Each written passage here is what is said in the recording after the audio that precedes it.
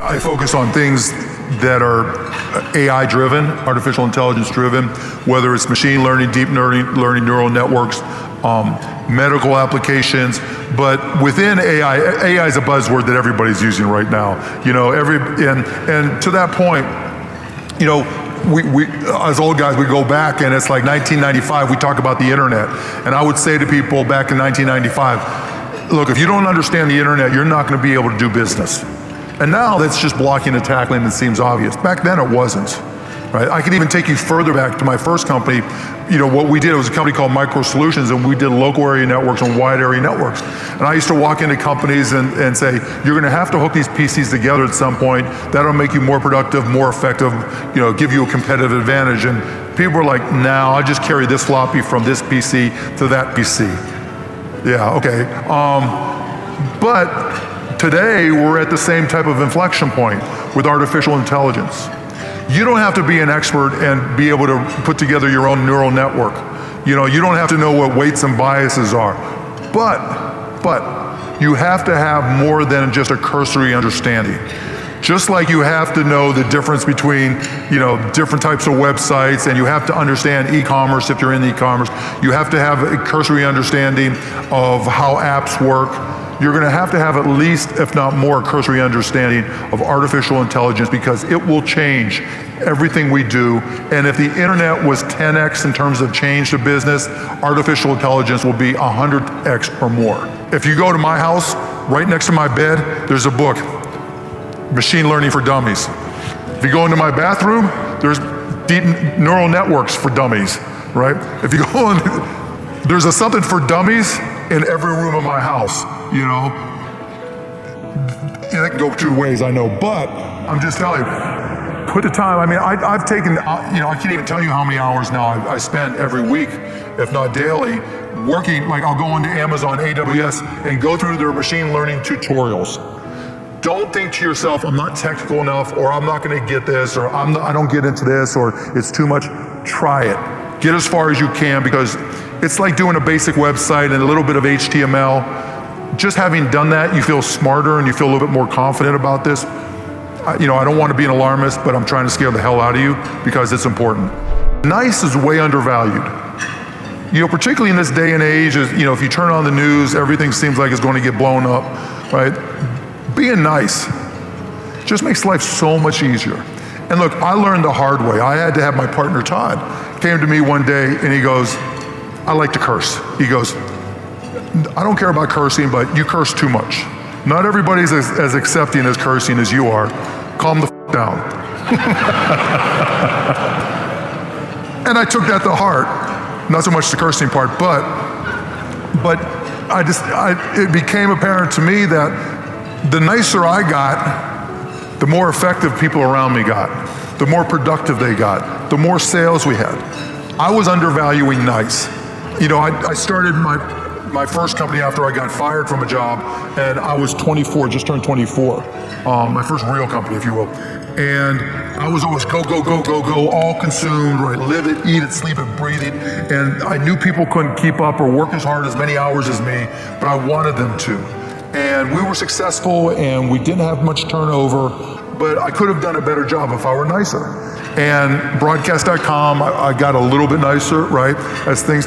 But then once I got to the Mavs and some of these other companies, and Todd reminded me, you know, and really told me, you know, just nice works. And so when you find yourself going to work, when you're finding yourself dealing with customers, when you're finding yourself making decisions, we all get that agita, right? That feeling in our stomach, that tenseness, that stress at various points in times that we all have to go through. But sometimes you just need to calm the f down, right? Take a deep breath and be nice. Because you'll find out that people will do much more. If you reduce the stress of people and you're nice, you're gonna have such a huge advantage. No matter what your technology is, no matter how it compares, even if it's a download for an app, people will still have to deal with you. Your culture will come through. Being nice, being supportive, reducing stress, that all comes through even in an app. Fiat X19 that had a hole in the floorboard. I mean, you could tell I was living the high life, right? I mean, and I was putting in oil every 60 miles and, working as a bartender at night. What did I have to lose? And so it wasn't like, oh man, I could lose all this. And so, yeah. And so it was just like, you just go for it. Now, later on, after I'd had some success and we got back and we started AudioNet, which turned into broadcast.com, the math was different. The equations, the calculus was different. It was like, okay, I'm investing a lot of my saved money into this whole idea of netcasting, right? Or internet broadcasting. In early 1995, when people didn't even know what the internet was. That was all risk because I literally was putting everything that I had on the line for something. People just laughed at me and said, wait, audio over the internet. You can turn on the radio. You can turn on the TV. Yeah, but you don't get it. Oh, that's just dumb, right? And so being able to overcome all that resistance, because remember back then, A, you had to have a PC, B, you had to know what a modem was and install it. C, you had to know what the internet was, and then you had to download a TCP/IP client that worked over a modem and then connected to a browser that you probably didn't even know what it was or how to download it. And we had to take it on faith that all this was going to grow. Most people do a lot of talking and most people don't put in the effort. There's nothing you can't accomplish in life with the right amount of work. The challenge is, are you willing to do the work? And the reality is, most people aren't, but that's the opportunity, right? It's like people at school. Most people are lazy, right? They barely get through it, and so that creates opportunity. I tell my kids that A, if they want something, they're gonna have to earn it. Yeah. And B, if they don't work hard enough to earn it, I'm gonna sell them off as medical experiments. That's the line in our house, right? I'm gonna sell you off as medical experiments. You need money? Okay, we'll sell you off as a medical experiment. We can get you money that way. I'll go give blood. Dad, I'm 7. I don't care. I've always been passionate.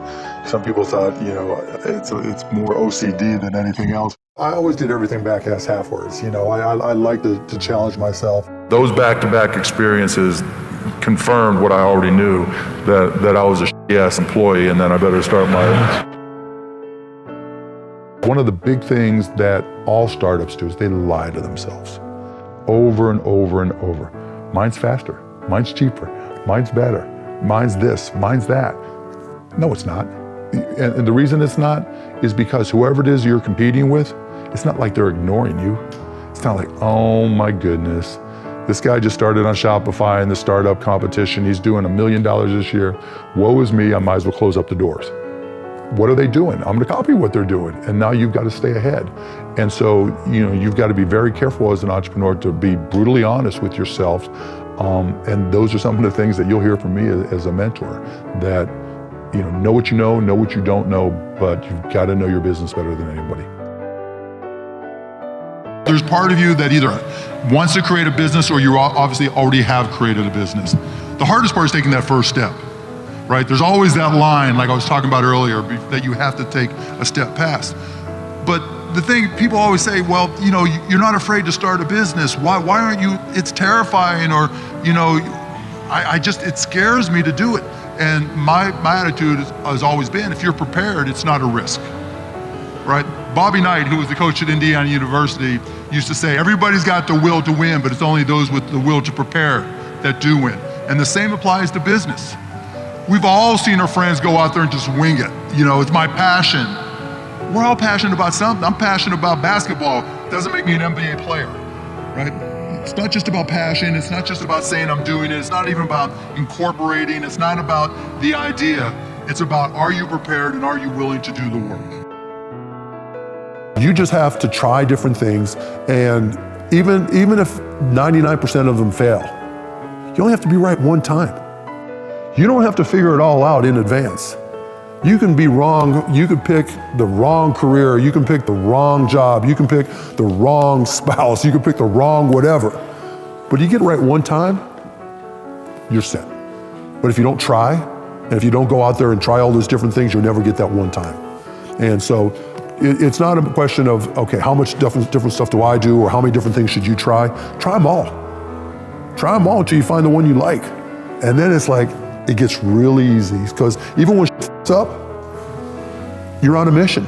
You're loving what you do, you know, and then it gets easy. And so that's just the approach I've always tried to instill in people who work for me and myself.